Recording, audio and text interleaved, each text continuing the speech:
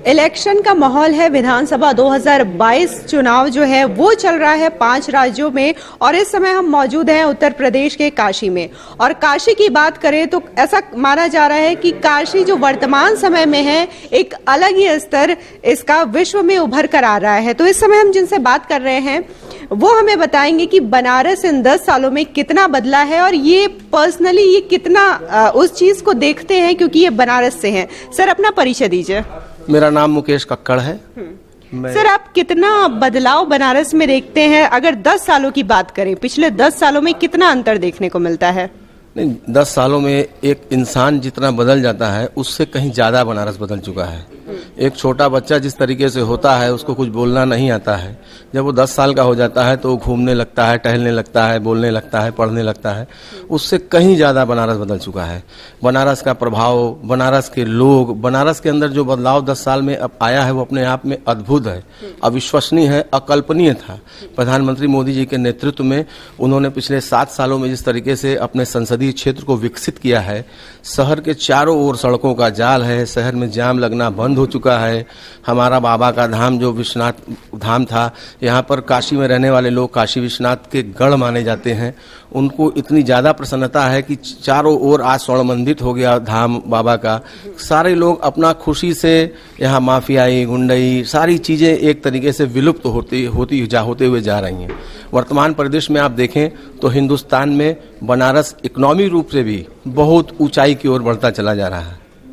अच्छा, जो व्यापारी वर्ग है बनारस का, खासतौर से बनारस को देखा जाता है कि बनारसी साड़ी यहाँ के जो कई तरह के उद्योग है उनके लिए भी फेमस है। तो व्यापारी वर्ग को कितना खुशी है कि मोदी गवर्नमेंट है? व्यापारी वर्ग बहुत ज्यादा संतुष्ट है। पहले बहुत ज्यादा परेशानी हुआ करती थी, कई तरीके की परेशानियां व्यापारियों के सामने आती थी।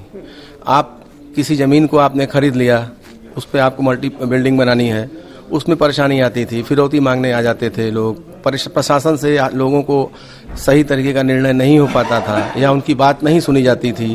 किसी व्यापारी का पैसा कहीं डूब जाया करता था। इस तरीके की तमाम परेशानियां व्यापारियों को आती थी जो इस समय नहीं आ रही हैं। वो शांति से अपना व्यापार कर रहे हैं और बहुत स्मूथ लाइफ अपने परिवार के संग जी रहे हैं। अच्छा, अगर बात विपक्षियों की करें तो वो हमेशा से बोलते हैं कि मंदिर बनवाने से देश का विकास नहीं होगा और जिस तरीके से अगर अपराध की जहां बात आपने की है तो वो अभी भी ये आरोप लगाते हैं कि वर्तमान में क्राइम रेट जो है बढ़ा है यूपी में। क्राइम रेट बढ़ा है यूपी में, ये एक सिर्फ कहने की बात है। पहली बात यह है कि आप ये समझ लीजिए कि अब लोग थाने में या पुलिस के सामने जाने लगे जो जाते ही नहीं थे। पहले अगर किसी एक स्कूटर मोटरसाइकिल से लड़ जाती थी तो उसमें एक पक्ष को इतना ज्यादा प्रश्रय मिलता था कि दूसरा पक्ष किसी थाने में जाने से डरता था कि वहां जाएंगे कोई सुनवाई नहीं होगी। आज के डेट में अगर आप क्राइम रेट देखेंगे तो विपक्षियों का काम है आरोप लगाना, वो लगा रहे होंगे, मगर क्राइम रेट में बनारस हमारा जो है वो बिल्कुल शांत है। यहाँ कहीं कोई क्राइम नहीं है और ये साफ दिखता है कि आप रोज पहले अखबार उठाते थे तो रोज एक मर्डर, एक हत्या का केस अखबार में लिखा होता था। इधर तो कहीं नहीं दिखता कि हमको इस तरीके की कोई घटना यहाँ दिखाई देती है। अच्छा, पीएम के द्वारा इसी 80 घाट से एक अभियान चलाया गया था, स्वच्छ भारत अभियान। कितना दिखता है वो जमीनी स्तर पे बनारस में और भी जगह की अगर बात करें तो? बहुत फर्क पड़ा है, बहुत फर्क पड़ा है। आप लोग यहाँ के गलियों से बहुत लोग वाकिफ नहीं होंगे क्योंकि जो लोग बनारस आते हैं वो यहाँ खाली विश्वनाथ जी का दर्शन करते हैं। हालांकि वो भी पहले काफ़ी गली में था जो अब रोड पे आ गया है, मगर आप इंटरनल एरिया में जाइएगा, यहाँ पे जो पक्का माहौल जो बनारस जो गलियों में बसता है, आप वहाँ जाके देखिए पूरा सब कुछ बन चुका है, साफ सुथरा। अब कोई ऊपर से कचरा नहीं फेंकता, बाकायदा नीचे सब कुछ डस्टबिन वगैरह लगे हुए हैं, उसी में आके कूड़ा फेंका जाता है। दिन में 3 बार सफाई होती है। बहुत अच्छा फर्क पड़ा है, बहुत फर्क पड़ा है। सर, लोकतंत्र का सबसे बड़ा त्योहार है, विधानसभा का चुनाव है, 7 मार्च को वोटिंग है। क्या अपील करेंगे जनता से? मेरी यही अपील है कि आप लोग नाश्ता बाद में करें, खाना बाद में खाएं, वोट पहले दें, क्योंकि फिर 5 साल आपको सिवाय पछताने के और कुछ नहीं होगा। इससे बड़ा त्योहार कोई नहीं होता। आज शिवरात्रि का दिन भी है।